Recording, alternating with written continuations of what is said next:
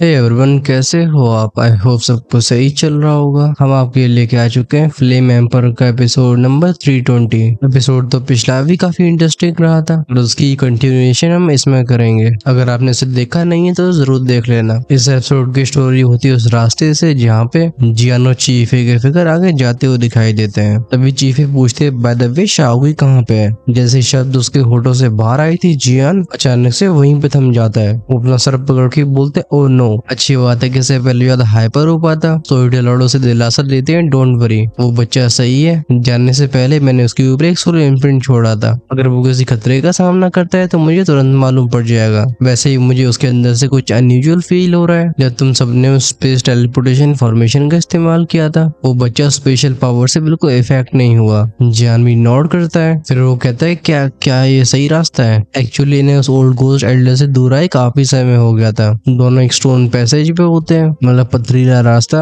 जो कि सीधा पिल हॉल में जाएगा। हेवली किंग के ड्रीम्स को 3 हिस्सों में बांटा गया है, जिनमें पहला हिस्सा फैसिनेटिंग हेवली पैलेस होता है, इविल रिस्क के लोगों को रोकने के लिए। वहीं पे लेफ्ट और राइट में होते हैं मिंगजी और पिल हॉल। बेसिकली लेफ्ट वाला मिंगजी एक बॉटमलेस फॉर्म था, बोले तो ऐसा दलदल जिसकी गहराइयों के बारे में किसी को नहीं पता ऑफ कोर्स, लेकिन वहाँ पे कुछ रेयर अपॉर्चुनिटीज भी मौजूद थी। वहीं पर राइट में होता है पिल हॉल, जहाँ पे हेवली किंग सारे मेडिसिन ट्रेजर्स को रखा करते थे। इन दोनों जगह से काफी दूरी पे खुद हेवली किंग की कब्र होती है, जो कि फिर कहती है रास्ता सही होना चाहिए। एक्चुअली बात ऐसी थी कि रास्ता बिल्कुल फैसिनेटिंग हेवली पैलेस के रास्ते जैसा था, बस फर्क होता है यहाँ की उस फ्रेग्रेंस में, जो कि जड़ी बूटियों की तरफ इशारा करती है। इसलिए दोनों इस पिल हॉल के रास्ते पे और भी भरोसा कर पाते हैं। टाइम आगे बढ़ता है, कोई समय तक और चलने के बाद फाइनली पत्थर से बना हुआ पैसेज इन्हें काफी अलग से स्पेस में लेके आता है। ये जगह सच में अनयूजुअल थी। चारों तरफ शानदार सोल वेव्स फैल रही होती है और हवा में एल्केमी का अरोमा मौजूद था। ये साफ तौर पे पिल हॉल की टेरिटरी होती है। दुखी फिर गहरी सांस लेके बोलती, लगता है वो गोस्ट एल्डर ने हमें धोखा नहीं दिया, ये सच में पिल हॉल है। इनके सामने एक ग्रैंड स्ट्रक्चर था। इसका डिजाइन थोड़ा चौकोर सा होता है और दीवारों पे छपे होते हैं कई इंट्रिकेट रून्स, जो कि जियान के दिल में अनीस भर रहे थे। कुछ सेकंड्स तक इस पिल हॉल की ग्रैंडनेस को देखने के बाद फाइनली उसकी नजरें जाती है एक बड़ी से स्कल्पचर के ऊपर। जियान कहता है एक स्टैचू। दुखी फिर भी चारों तरफ स्कैन करके बोलती है यहाँ कोई दरवाजा मौजूद नहीं है। क्या फैसिनेटेड ओल्ड गोस्ट एल्डर ने बताया नहीं कि हम अंदर कैसे जाएंगे? जियान भी उस अजीब से स्टैचू के पास आके बोलता है नहीं, खुद फैसिनेटिंग हेवन पैलेस फॉर्मेशन की स्प्रेड होने की वजह से वो एल्डर बस उस फॉर्मेशन के अंदर रहते हैं। वहीं पे पिल हॉल उस कोर फॉर्मेशन से काफी दूर है। मुझे नहीं लगता है कि उन्होंने कभी यहाँ पे पैर भी रखा होगा, लेकिन जगह मुझे फेक नहीं लगती। भले पिल हॉल का शेप काफी ऑड हो, मेरे सोल परसेप्शन के हिसाब से मैं महसूस कर पा रहा हूँ ये अंदर काफी पावरफुल मेडिसिन फ्रेग्रेंस मौजूद है। ये डेफिनेटली रियल पिल हॉल है, बस परेशानी है इसका द्वार। डुकी फिर स्टैचू को देख के बोलती है स्टैचू कुछ ज्यादा ही अजीब है। इसके अंदर एक सोल बीस्ट का ऑरा है और इसके शरीर का आकार है इंसानों जैसा।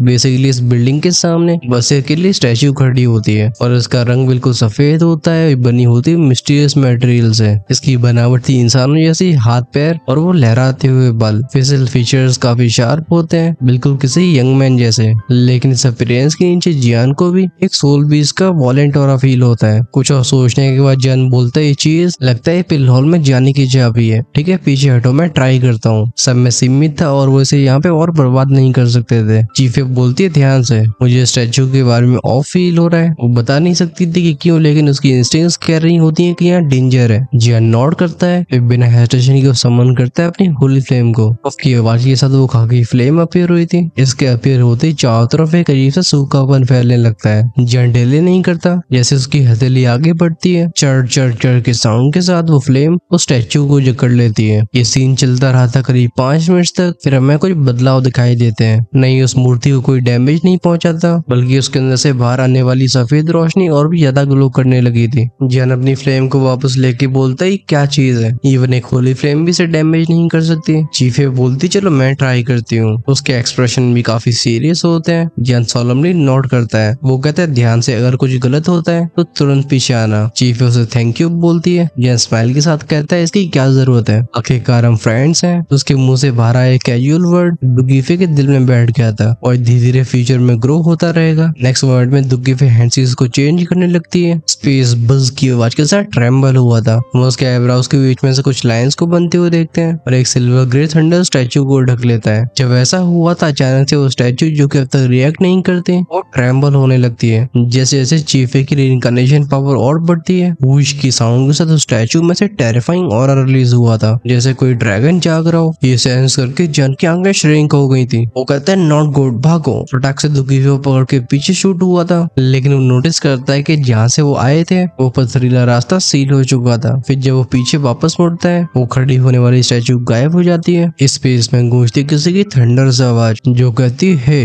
इवन जन की पावरफुल परसेप्शन और उसकी अलर्टनेस के बाद भी उसे इस मिस्टीरियस पावर ने ट्रैप कर लिया था। वो कहता है स्पेस कुछ ज्यादा ही अजीब है, हमारी कंबाइंड स्टैंड के साथ भी हम इसे बाहर नहीं जा सकते। चीफे बोलती है और वो स्टोन स्टैचू गायब हो गई है। इस समय जियान उसके सामने खड़े होकर किसी बड़े भाई की तरह से प्रोटेक्ट कर रहा था। उसकी नजरें पैनी होती हैं इस वास्ट एंड वाउंड स्पेस के अंदर। अब बस वो पिलहौली दिखाई देता है। जियान अपनी सेंसेस को चाहे कितना ही फैला रहा हो लेकिन कुछ भी काम नहीं आता। ऐसा कुछ सेकंड्स तक रहता है, तभी दुखी की आईब्रोज के बीच में से ज़ज़ टैग की आवाज के साथ एक शॉकिंग पावर रिलीज हुई थी। थंडर लॉर्ड बोलते हैं पैनिक मत हो, मुझे लगता है थंडर लॉर्ड के कनेक्शन की वजह से हो रहा है। भले थंडर लॉर्ड तुम्हारी शाओ फैमिली इतनी पावरफुल ना रही हो, लेकिन इस घोस्ट वर्ल्ड के अंदर उनके कई फॉलोवर्स हैं। लगता है तुम्हारे सामने थंडर लॉर्ड का कोई एंशिएंट सबऑर्डिनेट है जो एक समय पे उनके साथ ईविल रेस से लड़ा होगा। अचानक से जियान के पीछे से एक डेंजरस थंडर फोर्स इरप्ट होती है। ये थंडर पावर कई मोटे मोटे धागों में बदल के जियान को एक जगह पर रेस्टेन कर लेती है और हम दुखी पे सामने एक बंदे को अपीयर होते हुए देखते हैं जो कि काफी हैंडसम दिखाई दे रहा था। वो रिस्पेक्टफुल आवाज में बोलता है माइकिंग क्या सच में आप हो। बस बस के साउंड के साथ जियान की बॉडी से लिपटने वाली वो खाकी फ्लेम इस थंडर पावर का विरोध करने की कोशिश करती है, लेकिन लगता है फोर्स ओवरवेलमिंग थी। जियान अपने आप को फ्री नहीं कर पाता। वो तभी कोल्ड आवाज में कहता है यहाँ कोई थंडर लॉर्ड नहीं है, बस दुखी फे। जब उस मिस्टीरियस मैन का ध्यान फाइनली जियान के ऊपर जाता है, वो एक पल के लिए सरप्राइज होने के बाद डिस्टेंसफुल आवाज में बोलता है हुआक शेंटियानियन होली फ्लेम लिस्ट में नंबर 35। मुझे मानना हुआ कि इसकी पावर इम्प्रेसिव है, लेकिन तुम्हारे हाथों में क्यों ना तुम इसे मुझे दे दो, मैं इसे ग्रेटर वर्ल्ड को और भी अच्छे से सर्व कर पाऊंगा। ये सुनकर जियान के एक्सप्रेशन चेंज हुए थे। गुर्रा के बोलता है तेरी हिम्मत। गूंजती है कुछ बूम बूम की आवाजें। एक पावरफुल शैडो जियान को ढक लेती है जो थी उसकी 2 सोल। द सेम टाइम दुकीफे जो कि अपने रिइंकार्नेशन रून से उलझी हुई थी, वो चिल्ला के बोलती यू डेयर। ये सुनकर मिस्टीरियस मैन जो कि जियान के ऊपर एक्शन लेने वाला था अचानक से अपने हाथ को रोक लेता है। वो कहता है माइकिंग आपकी पावर सच में पहले ऐसी और इंस्पायरिंग है। उसके सामने चीफे का और रिइंकार्नेशन रून काफी खतरनाक तरीके से ट्रैम्बल होता है। कुछ चिरचिराती हुई थंडर फोर्स रिलीज होने लगी थी जिससे भले उसके चेहरे के रंग उड़ रहे हो, लेकिन उसका ऑरा स्काईरॉकेट हुआ था। जियान का गुस्सा तब फटता है जब वो देखता है कि मिस्टीरियस मैन उस पर हमला करने की जगह हाथों से कुछ अजीब सी हैंडसीज को बनाने लगा है, जिससे चीफे की रिइंकार्नेशन पावर की फ्यूजन और भी तेज हो गई है। जियान दहाड़ के बोलता है बेस्टर्ड तू कर क्या रहा है। अपनी हैंडसीज को न रोकते हुए बंदा बोलता है एलियन ईविल रेस के एनिमी तुम्हारे पास आ रहे हैं, इसलिए माय किंग को जल्दी जागना होगा, वरना अगर ईविल रेस वालों को मेरे किंग की आइडेंटिटी मालूम पड़ जाती है तो उन्हें कैप्चर करने के लिए कोई कसर नहीं छोड़ने वाले, हम ये अफोर्ड नहीं कर सकते हैं। जियान ब्लडशॉट आंखों के साथ बोलता है लेकिन तुम ये उसे मार देगा, वो बस एक छोटी सी लड़की है। या तुमने उससे पूछा कि वो ऐसा करना भी चाहती है। जियान की बात को सुनकर उस मिस्टीरियस मैन की आंखों में एक दुख दिखाई दिया था, लेकिन वो तब भी हाथों को रोकता नहीं है। वो कहता है यहाँ पे कुछ चाहने और न चाहने का सवाल नहीं है, क्योंकि रिइंकार्नेशन उसके शरीर में है तो उसे इसका इस्तेमाल करना होगा हेवन और अर्थ के उस ग्रेट वॉर के लिए और सारे रिल्म की शांति के लिए। मेरे पास भी और कोई विकल्प नहीं बचा है। उन अनगिनत थंडरबोल्ट से बंधा हुआ जियान बुरी तरीके से स्ट्रगल कर रहा होता है। गूंज रही थी बैंग बैंग बैंग की आवाजें, लेकिन कुछ भी काम नहीं आता। दुकीफे जानती थी कि वो एक रिइंकार्नेटर है, लेकिन जियान उसने उसके फादर डूटैनो को प्रॉमिस किया था कि जब तक उसकी रिइंकार्नेशन कंप्लीट नहीं हो जाती वो उसे प्रोटेक्ट करेगा। फिर भली चीफे तो थंडर लॉर्ड क्यों न बन जाए। जियान से रिजल्ट के सामने स्माइल कर सकता था, खासकर जियान ने प्रॉमिस कर दिया तो वो उसे जरूर निभाएगा। जियान की आवाज स्पेस में गूंजती हुई कहता रुको।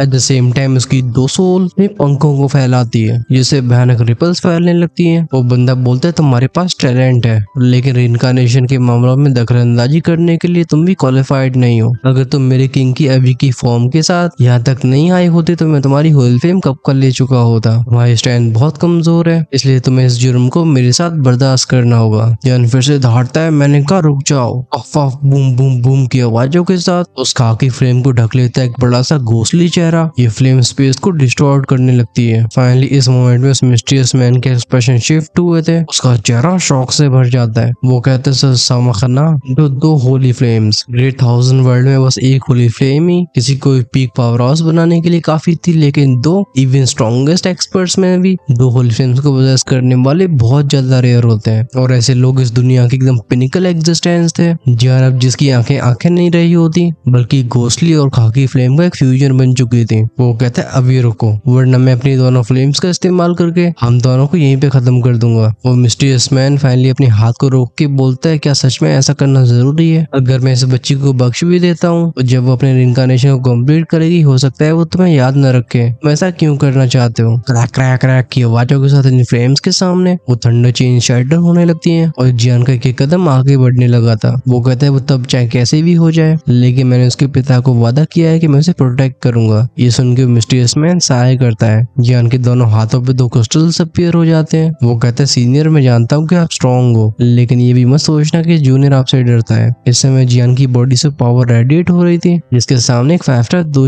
भी पीछे हटेगा और व्यक्ति भी गहरी सांस लेता है। फिर वो कहता है हाँ लगता है आज मैं कुछ ज्यादा जल्दबाजी कर रहा था बट मेरे किंग की रिइंकार्नेशन कंप्लीट होनी चाहिए। तुम जो कि उन्हें प्रोटेक्ट करने के लिए अपनी होली फ्लेम्स को डेटोनेट करने के लिए तैयार हो? ठीक है, जब मैं अपने कुछ और मिशंस को पूरा कर लेता हूँ मैं उन्हें सर्व करने के लिए वापस लौटूंगा, तब तक उन्हें अच्छे से प्रोटेक्ट करना। इन शब्दों के साथ उसकी बॉडी किसी थंडरबोल्ट की तरह हेवली किंग के रूइन से डिसअपियर हो जाती है। पीछे चीफे और जियान रह गए थे। इसी पर सोल्जर लॉर्ड को उससे बोलते हैं थंडर लॉर्ड के 3 जनरल्स में से एक परहैप्स। लगता है इस लेवल की चीजों से डील करने के लिए इस बच्चे को और आगे जाना है। थंडर लॉर्ड के टीममेट के जाने के बाद ये स्पेस फिर से वो शांति को वापस हासिल कर लेता है। जियान चीफे की तरफ देख के बोलते हैं मास्टर ये। सोल्जर लॉर्ड कहते हैं सही है क्योंकि इस बंदे ने रिइंकार्नेशन रून की पावर को फोर्सफुली ट्रिगर कर दिया था इसलिए थोड़ी सी बैकलैश हुई है लेकिन कोई बात नहीं, तुम्हें इस बच्ची को बस थोड़ा और समय देना है, खुद ही रिकवर हो जाएगी। जियान कुछ गहरी सांसें भरता है फिर एक कोल्ड डिटर्मिनेशन से भरी आवाज में पूछता है मास्टर मैं जानना चाहता हूँ कि वो था कौन? सोल्जर लॉर्ड के चेहरे पे भी सीरियसनेस आती है। वो कहते हैं हाँ वो पावरफुल था, लगता है उसे यहाँ पे कुछ खास कारणों की वजह से सील किया गया था और 5-स्टार दोशिया ने उसकी असली लिमिट नहीं थी। थंडर लॉर्ड के नीचे उसका स्टेटस भी कम नहीं होगा। जियान कहता है फ्यूचर में वो रिग्रेट करेगा। सोल्जर लॉर्ड भी ये सुन के स्माइल करते हैं। वो कहते हैं परहैप्स, मुझे भरोसा है कि तुम उसे सरपास जरूर करोगे। जियान नॉड करता है। उसके हाथ दुखी फेंक के माथे के ऊपर जाते हैं। एक जेंटल एनर्जी उस बच्ची को नरिश करने लगी थी। जब सोल्जर लॉर्ड नोटिस करते हैं चीफी का कॉम्प्लेक्शन अब बेटर होने लगा है। वो बोलते हैं लेट्स गो, अब जरूरी काम है इस पिल हॉल से इंपॉर्टेंट ट्रेजर्स को निकालना, हम और चीजों की फ्यूचर हम परवाह करेंगे। वैसे भी ये बच्ची कुछ समय तक जागने नहीं वाली। खैर चीफे को यहाँ पे छोड़ा नहीं जा सकता था इसलिए जियान अपने रूलर को स्टोरिंग में रखता है और दुकीफे को अपने पीठ के ऊपर। वो फाइनली उस बड़े से हॉल के पास पहुंच गया था। ये था पिल हॉल का एंट्रेंस। सोल्जर लॉर्ड सुझाव देते हैं लगता है असली राज वहाँ छिपा होगा जहाँ पे स्टैचू खड़ी हुई थी, जाओ चेक करो। जय बिना हेजिटेशन के स्टैचू की जगह पे जाता है। आसपास देखने के बाद जियान को नोटिस होता है कि वो स्टैचू इस पिल हॉल के जस्ट अपोजिट साइड में खड़ा हुआ था और अब जगह पे गहरा सा गड्ढा रह जाता है जिसे एंशिएंट एनर्जी ने ढक रखा था। हाथ पे इकट्ठी होता है उसका फायरी दोशियान ऑरा जो वैंग बज की साउंड के साथ नीचे चला जाता है। एक ही पल में उस गहरे गड्ढे में से बाहर आती है एक रोशनी जो कि सीधा पिल हॉल की दीवार की तरफ चली जाती है। कुछ वैंगोम की आवाजें गूंजती हैं। फिर वो यूनिक शेप का पिल हॉल अचानक से ट्रेम्बल हुआ था। एक जूम की आवाज के साथ फैलती एक ऐसी एनर्जी जो जियान का एक्सप्रेशन सीरियस कर देती है। अच्छी बात है कि इससे पहले वो और ज्यादा परेशान होता। स्टैचू के सामने वाली जगह पे हमें गेट को बनते हुए देखते हैं और जियान एक लाइट बीम में ट्रांसफॉर्म होकर चला जाता है अंदर की तरफ। हाउएवर जैसे वो गेट के पार हुआ था उसकी इंस्टिंक्ट चीखने लगती है। सोल्जर लॉर्ड मनी मन में कहते हैं लगता है इस पिल हॉल के खजानों के पीछे बस तुम ही नहीं हो। ऑफ कोर्स ये बात जियान तक पहुंच नहीं पाती पर एक हल्का लेकिन ऑब्सक्योर ऑरा चुपचाप से उसका पीछा कर रहा था। इन दिखाया था मैं पिल हॉल के अंदर का जहाँ पे एक छोटा सा बच्चा एक गोलाकार के प्लेटफॉर्म के ऊपर क्रॉस लाइन पोजीशन में बैठा होता है। इस पल जियान की यहाँ पे एंट्री होती वो आंखें खोल के बोलता है कोई आ गया। फिर हम उसे गायब होते हुए देखते हैं। वो चला गया था उस बड़े से बक्से के अंदर जो कि इस पत्थर के प्लेटफॉर्म के ऊपर रखा हुआ था। उस गोल्डन गेट के अंदर जाने के बाद जो नजारा उसके सामने आया था जियान स्टैंड रह जाता है। वो कहता है तो ये है पिल हॉल। अंदर की दीवार एकदम गोलाकार की होती है। वो चारों तरफ की चमक ऐसी फीलिंग को देती है जैसे कोई सोने की तिजोरी हो। वो दीवारें यूनिक मेटेलिक सब्सटेंस से बनी हुई थी पर जियान की सोल परसेप्शन भी नहीं जा पाती। खैर आप लोगों ने अगर गॉड को देखा होगा GOURD तो ये अंदर का स्ट्रक्चर कुछ वैसा ही होता है। इस हॉल में जियान को कई चीजें दिखाई देती हैं जो कि अनडाउटेडली हाई ग्रेड की मेडिसिन ट्रेजर्स थे। वो कहता है भले यहाँ पे कई ट्रेजर्स हो लेकिन मेरा लक्ष्य बस वो इमोर्टलिटी और 5th रैंक की पिल है। लुकीफे को कैरी करते हुए जियान और भी गहराई में जाता है। आगे के नजारे से और भी ज्यादा शॉक कर देते हैं। वेल एक्चुअली में इसके अंदर का जो स्पेस था वो एक अलग ही डायमेंशन में होता है। यहाँ कोई खास डेकोरेशंस नहीं होती, बस स्पेस के बीच में होती एक बड़ी सी गोलाकार की डिस्क डिस्क, जिसके ऊपर हम एक स्टोन सीड को देख सकते हैं। भले जियान से दूर खड़ा था, लेकिन वो हल्की सी एंजुलेशन उसे बता रही थी कि एक पावरफुल फॉर्मेशन का हिस्सा है। फॉर्मेशन के किनारे पे खड़ा हुआ जियान इस चीज को बहुत ध्यान से देखता है। उसकी सोल पावर इन्वेस्टिगेट करने के लिए आगे बढ़ती है। जियान कहता है डिस्क, इसके अंदर कुछ पावरफुल रिस्ट्रिक्शंस मौजूद हैं, जो कि लगता है इंसानों को नहीं रोक रही बल्कि मेरे से एनर्जीज को सप्रेस कर रही है। या वो यंग पिल अंदर मौजूद है। अभी सोल्ट लॉर्ड कहते हैं उस पत्थर की सीट को देखो। जैसे ही जियान की नजरें जाती हैं, वो कहता है एक ट्रेजर चेस्ट। उस स्टोन सीट के ऊपर मौजूद था एक बड़ा सा बक्सा।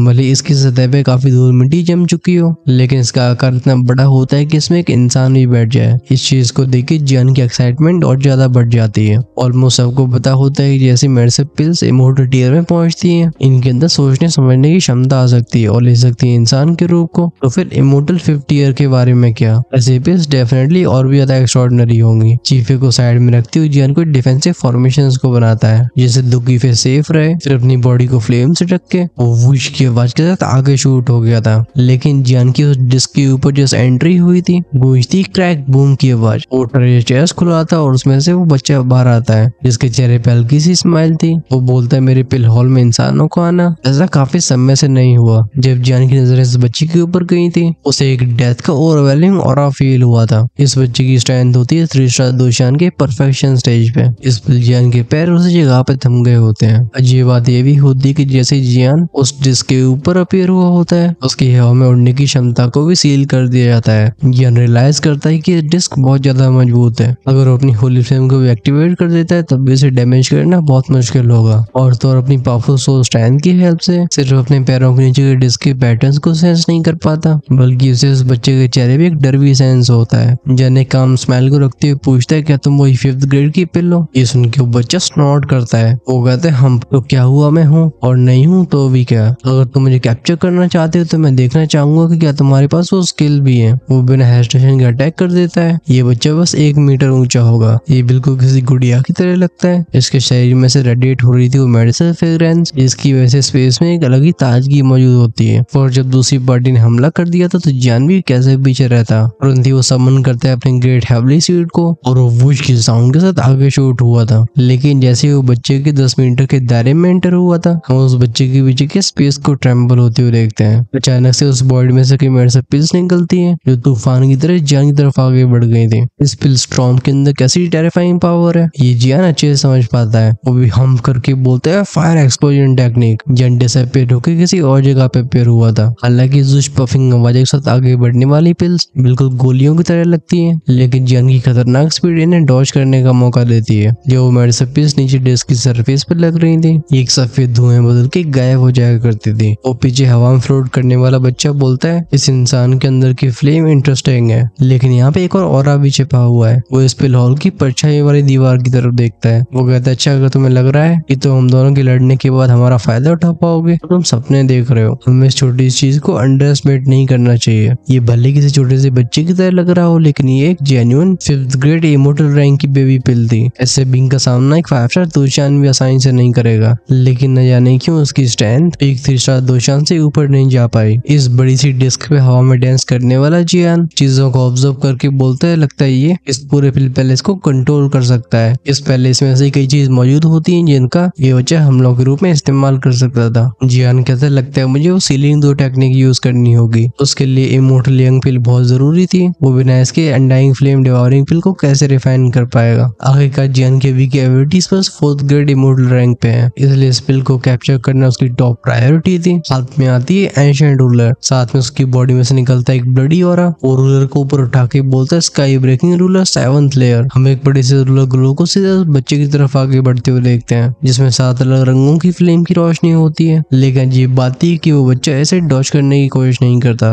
वो बस आने वाली फ्लेम रूलर्स को एक अजीब सी स्माइल के साथ देखता है। फाइनली जब अटैक उसके बिल्कुल करीब अपीयर हुआ था, हम उस बच्चे के उन कोमल हाथों को उठते हुए देखते हैं, जो कि हल्के से स्क्वीज होते हैं। गूंजती एक बैंग की आवाज। जियान का रूलर ग्लो बीच में फट गया था। ऐसे सीन को देख के उसका दिल बैठ जाता है। भले उसकी 7th layer sky breaking ruler सबसे पावरफुल ना हो, लेकिन इसे इतनी आसानी से न्यूट्रलाइज भी नहीं होना चाहिए था। ऑफ कोर्स बिना ठहरे हुए जियान हैंड से इसको चेंज करने लगा था। ये था स्पिरिट डिवोरिंग मॉन्यूमेंट। वो हाथ को नीचे प्रेस करके बोलता है suppress. At the same time हवा में एक लाल रंग का टैबलेट कंडेंस हुआ था, जो फटक से 12 टैबलेट्स में बढ़ जाता है। इनमें से हर एक के पास टेरिफाइंग सप्रेसिव एनर्जी होती है। यहाँ गूंजती हैं बूमिंग आवाजें, एक के बाद एक वो सारे टैबलेट उस बच्चे को चारों तरफ से गिरने लगते हैं और उस सप्रेसिव पावर उस बच्चे की स्टैंड को दबाने लगी थी। इस मोमेंट में सोल्जर लॉर्ड जो कि जियान की बॉडी के अंदर मौजूद होते हैं, वो एक अजीब से एक्सप्रेशन के साथ बोलते हैं एक इमोर्टल रैंक 5th ग्रेड की पिल इतनी कमजोर नहीं होनी चाहिए, रुको। Oh interesting. वहीं पे जियान अपने दोनों हाथों को पास लाते हुए बोलता है वहीं पे रुको। उसका स्प्रिट डिवॉरिंग ब्लड मॉन्यूमेंट अपनी सप्रेशन पावर को और भी मजबूत कर देता है। वो बच्चा स्ट्रगल करने लगा था, वो डैमेज करके बोलते हैं मुझे जाने दो, वरना जियान इसके ऊपर ध्यान नहीं देता। वो खुद से बोलता है लगता है मुझे चीफ है और इसे लेके जल्दी जाना होगा, ये जरूर कुछ अजीब मौजूद है। इस एवलकिंग के रिव्यूज के खत्म होने के बाद मुझे जल्दी से वो इमोर्टल फ्लेम डिवॉरिंग पिल को रिफाइन करना होगा, क्योंकि इस डीमन सप्रेशन पिजन के हैंडल होने के बाद लीसोल टेरिटरी और भी बड़ा खतरा होगी।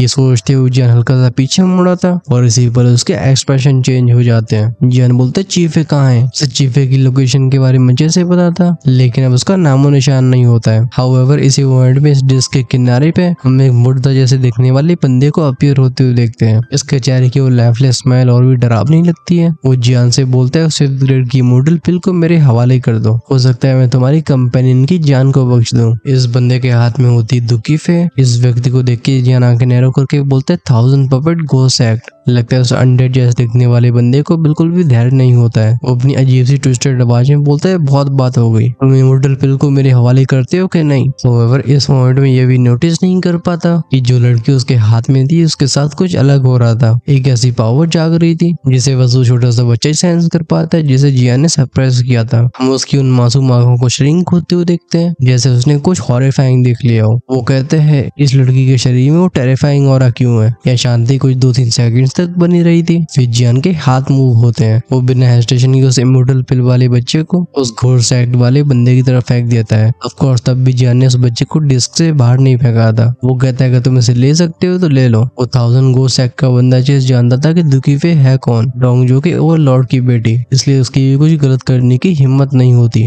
एक कोड साउंड के साथ चीफे जियान की तरफ आगे बढ़ा दी जाती है और वो शूट होता है उस मेडिसिन पिल की तरफ। जियान जैसे लड़कियों को कैच करने का काफी अनुभव हो चुका होता है, उसके बाहों में आके दुकीफे की आंखें फड़फड़ाती हैं। वो बोलती मैं कहाँ पे हूँ? एक्चुअली में यहाँ सिनेस्टर और मौजूद होता है, उसकी वजह से चीफे को होश में आना पड़ा था। जियान रिप्लाई करता है यह है पिल हॉल। उसके हाथ के इशारे से डेजलिंग फ्लेम्स दोनों को ढक लेती हैं और वो इस गोलाकार के प्लेटफॉर्म से बाहर शूट हुआ था। दुकीफे पूछती है हो क्या रहा है, लेकिन जियान कुछ भी एक्सप्लेन नहीं करता। इस समय जिसकी रेंज से जाना उसके लिए बहुत जरूरी था, क्योंकि यहाँ की स्पिरिचुअल एनर्जी कुछ ज्यादा ही वोलेंट होती जा रही है। तभी दुकीफे जो कि जियान के अभी हाथों में थी, उसे 1000 घोस्ट पपेट सेक्टर का बंदा दिखाई दिया था, जिसकी त्वचा एकदम ज़ॉम्बी की तरह होती है और उस छोटे से गुड्डे की तरफ आगे बढ़ रहा होता है। चीफे की आंखें तुरंत ही किलिंग इंटेंट से भर जाती हैं। वो कहती है 1000 घोस्ट पपेट सेक्ट। तब तक उस लिविंग डेड जैसे दिखने वाले बंदे ने उस मेडिसिन पिल वाले बच्चे को भी पकड़ लिया था और हम उसके उस पिल चेहरे पे खुशी को आते हुए देखते हैं। वो हंस के बोलता है इस 5th ग्रेड की इमोर्टल पिल के साथ मैं फाइनली 4 स्टार 2 निशान में ब्रेक थ्रू कर पाऊंगा। तुम दोनों की इस हेल्प के लिए थैंक यू, चलो फिर मिलते हैं। वो लाइटनिंग स्पीड से पीछे मुड़ा था। तभी इस हॉल में एक मॉन्स्टर किलिंग इंटेंट से भरी आवाज गूंजती है जो कहती है तुम जानना चाहते हो लेकिन अब देरी हो गई। ये सुन के वो लिविंग डेड बोलते जियान अपनी किस्मत को क्यों आज मार रहे हो, लेकिन जियान समय बर्बाद नहीं करता। गूंजती उसकी भयानक दहाड़ की आवाज जो कहती परग्रेटिव formation rise. Muffled boom boom की आवाजें गूंजती हैं। हम ब्लीजिंग फ्लेम्स को पूरे डिस्क को ढकते हुए देखते हैं। नीचे की जमीन ट्रेम्बल हुई थी और निकलने लगता है ब्लब ब्लब की आवाजों के साथ वो मैग्मा। ऐसे सीन को देख के लिविंग डेड की आंखें नैरो हो जाती है। उसके एक्सप्रेशन तब और खराब होते हैं जब वो पाता है कि उसकी कल्टिवेशन को भी यहाँ सप्रेस किया जा रहा है। वो तो 3 स्टार 2 निशान के पीक पे, लेकिन अब उसका और लेट स्टेज पे आ चुका था। वहीं पे जियान की स्टैंड मिड स्टेज तक पहुंच जाती है। जियान एक सेटिस्फैक्शन से बड़ी स्माइल के साथ बोलते ही काम कर गया। एक्चुअली में जियान ने यहाँ पे यूज किया था फॉर्मेशन स्टोन का, जिसमें मैं पहले से एक फॉर्मेशन को रिफाइन करके सारे इंस्क्रिप्शंस को स्टोन में छिपा चुका था। इस फॉर्मेशन के अंदर आते ही सेम रैंक का कोई भी दुश्मन एक लेवल खो देगा। वहीं पे जियान की स्ट्रेंथ एक लेवल से बढ़ जाएगी। वो लिविंग डेड एक अनीज से भरी आवाज में बोलते ही कैसी जादूगरी है। अफसोस की बात है कि जियान अब तक गायब हो गया था। फॉर्मेशन में उसकी फिर से आवाज गूंजी थी। ऑफकोर्स ये कमांड थी फॉर्मेशन ड्रैगन के राइज होने की। जगह जगह से मोटन लावा फटने लगता है। गूंजती है बैंग बैंग की आवाजें। फिर ये सारी फ्लेम एक कोलोसल ड्रैगन को बनाती है जो कि 100 मीटर से ज्यादा बड़ा होगा। अगर ध्यान दिया जाए कि इस फॉर्मेशन में कितने पैटर्न्स मौजूद थे तो इस स्पेस में 36,000 इंस्क्रिप्शंस मौजूद होती हैं। वो लिविंग डेड जैसे से खुद को शांत करता है। वो गुर्रा के बोलते अगर तुम देखना ही चाहते चाहते हो तो चलो मैं तुम्हें असली ताकत दिखाता हूँ। तो इस घोस्ट रेम के मेंबर होने की वजह से वो एक सोल बीइंग था, यानी कि उसके पास एक नेचुरल घोस्टली बॉडी होती है। यही कारण होता है जिसकी वजह से जियान की फायरी फ्लेम्स ने उसे इतनी आसानी से सप्रेस कर पाया था। लेकिन वो बंदा अपनी हाथ की अंगूठी को रगड़ता है। वो बोलते हैं 100 पपेट मास्टर बाहर आओ। हम एक मिल्की वाइट फिगर को स्टोर रिंग से बाहर अपीयर होते हुए देखते हैं। इसे देख के फॉर्मेशन में छिपा हुआ जियान भाई से घोड़ के बोलते हैं पपेट। तभी वो अनडेड बोलते हैं 100 पपेट मास्टर इसे खत्म कर दो। वो सफेद रंग का पपेट बिल्कुल इंसानों जैसा लगता है। इसका चेहरा काफी कोमल था लेकिन आंखें बिल्कुल खाली होती हैं और उसे ढक रखा होता है एक डेंस घोस्टली और इन्हें साफ तौर पे एक इंसान रहा होगा जिसे पपेट में रिफाइन किया गया है। अपने मास्टर की कमांड को सुनकर उस पपेट की बॉडी ट्रेम्बल होती है। गूंजती है बज की आवाज। हम उसे सीधा ड्रैगन की तरफ शूट होते हुए देखते हैं। जियान भी हेजिटेट नहीं करता, अभी ज्यादा सोचने का समय नहीं था। उसके कमांड पे ड्रैगन भी एक रोर करता है, फिर शूट हो जाता है पपेट की तरफ। ये बूमिंग आवाजों के साथ एक दूसरे से टकराने वाली एंटिटीज किसी भी तरीके का दर्द महसूस नहीं करती थी, इसलिए रिपीटेडली अटैक करती हैं। तभी वो बंदा कुछ एंटिटीज को परफॉर्म करने लगता है। जब सोइड लॉर्ड ये देखते हैं वो टिस्क करके बोलते लगता है मुझे खुद आगे आना होगा क्योंकि अब चीजों को और खींचा नहीं आ सकता है, वरना सिचुएशन और भी ज्यादा क्योटिक हो जाएगी। वो जस्ट एक्शन लेने के लिए तैयारी होते हैं। तभी उन्हें अचानक से शार्प ऑरा सेंस हुआ था जो तेजी से हवा को चीर के यहाँ पहुंच रहा था। जियान जो कि इस लॉर्ड पपेट से फाइट करने के लिए अपने फ्लेम ड्रैगन को कंट्रोल कर रहा होता है। तभी वो लिविंग डेड के हाथ में जो बच्चा होता है उसे कोई चीज चुपचाप से खींच लेती है। अपने हाथों में खालीपन को महसूस करके वो लिविंग डेड दहाड़ के बोलता है लिटिल बैस्टर्ड। तभी एक आवाज बोलती लेट्स गो। वो फिगर जैसे लिविंग डेड के हाथ से उस बच्चे को लिया था और जियान के बगल में अपेयर हुआ था। अगले पल दोनों ही लोग गायब हो जाते हैं और जो स्टर्न एक्सप्रेशंस जियान के चेहरे पे थे वो उसकी मानसिक स्थिति को बयां कर रहे थे। जियान इस मिस्टीरियस फिगर को देख के बोलता है पीक 3 स्टार दो जियान। अगर इस एपिसोड को आपने ध्यान से देखा है तो समझ ही पा रहे होगे कि यहाँ पे लास्ट में हुआ क्या है। ऑफ कोर्स आपके सारे सवालों का जवाब मिलेगा नेक्स्ट एपिसोड में जब हम हेवली किंग की टूम का राज जानने वाले हैं। वेल हाल ही में अगर आपने ध्यान से स्टोरी को सुना होगा तो रियलाइज कर पा रहे होगे कि ऑथर फॉर्मेशंस के ऊपर काफी ध्यान दे रहा है और हमें ये नेक्स्ट एपिसोड के लास्ट में भी देखने को मिलेगा। बात होने वाली है व्हाइट जेट पिलर अरे के बारे में। अगर आप उसे मिस नहीं करना चाहते तो चैनल को सब्सक्राइब करके बेल आइकन के बटन को ऑन करके रखना जिससे रिलीज होती वीडियो सबसे पहले आपके पास पहुंचे। ऑफ कोर्स अगर आपसे नेक्स्ट एपिसोड का इंतजार नहीं होता है और उसे आज शाम को ही देखना चाहते हो तो डेफिनेटली बन सकते हो हेल गार्डन की मेंबरशिप का हिस्सा। हर शाम को सारे प्रीमियम मेंबर्स के लिए अर्ली एक्सेस एपिसोड्स अवेलेबल होते हैं। नॉर्मली सबको एक दिन पहले एपिसोड देखने को मिलता है, वहीं पे वो लोग जो कि हमेशा 2 से 3 एपिसोड आगे रहना चाहते हैं वो अपने लेवल्स को अपग्रेड कर सकते हैं इमोर्टल एम्पर या उससे ऊपर। ये चॉइस आपके हाथ में है। जॉइन का ऑप्शन मिलेगा चैनल की होम पेज और सब्सक्राइब की साइड में। उसे टैप करके आप सारे प्लान्स को देख पाओगे और अपने लिए सूटेबल प्लान चुन पाओगे। So that's it for this video. अभी जुकाम वगैरह सही नहीं हुआ है इसलिए आपको भी आवाज वगैरह के लिए कोऑपरेट करना होगा।